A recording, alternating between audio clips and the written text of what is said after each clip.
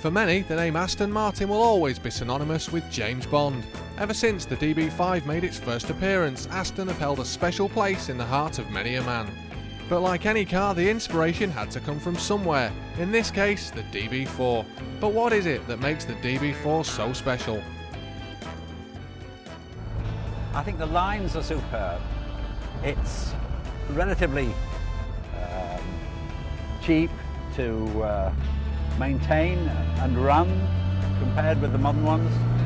I just think I'm a big fan of them. I think I've got all the James Bond films, but I was a fan of them even before that. There's something special about them to a lot of us.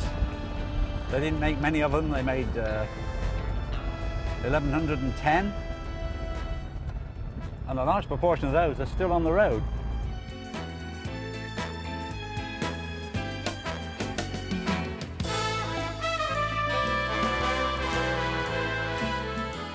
Just a lovely looking car, a pleasure to be in, a pleasure to drive. Now we all know just how expensive running a car can be, but what are the running costs like for a classic DB4? They vary enormously. Some parts relatively cheap for these days, but if you want a front bumper it's over £1,000 now, which is quite ridiculous. But on the whole, the suspension parts, springs, I suppose they're more expensive than modern cars, but they're very solid. They don't go very often. Shock absorbers and things like that you can get done up. There's a lot of expertise in the club, and there's a lot of parts that were taken from, even in those days, Ford cars. Now Ford own the name and the factory. No, it's quite easy. John's DB4 is around 40 years old, but how does he rate the car's performance? Well, it's sufficient for me, and it's sufficient for the what you're allowed to use on the road these days. It's only the twin carb model, this, not the Vantage engine, but it's got enough power to be very exciting to drive and to overtake. I think this is the advantage of a powerful car, be it a modern one or an old one, that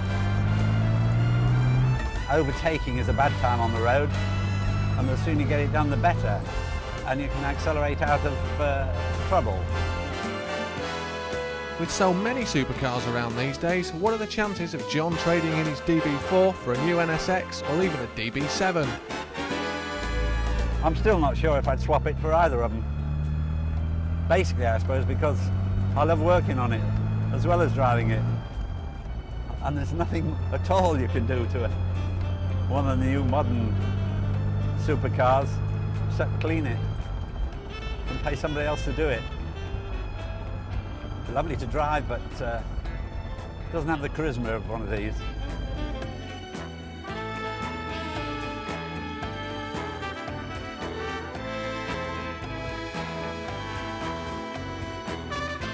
One wonders how long the modern ones are going to be around.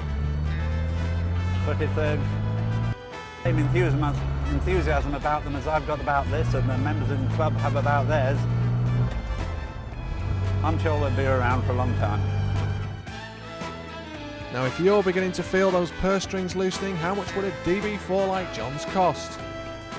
Well, I bought it, as I say, about 13 years ago, and I swapped it for one that I hoped to do up, but I'd got it stripped down. I'd got a whole lot of new parts. I'd had it for 18 years or so, but it was obviously going to take me many more years to get it to this state. The bodywork needed doing, the engine had been done, so I swapped it. I'd seen this being made, being renovated, completely restored. I gave him the old stripped down car, all the parts, new engine that had been done up, and 10 grand. Well, it looks like John found a bargain, because the price of a DB4 now is around £60,000. So it looks like those dreams of playing James might have to wait a little longer.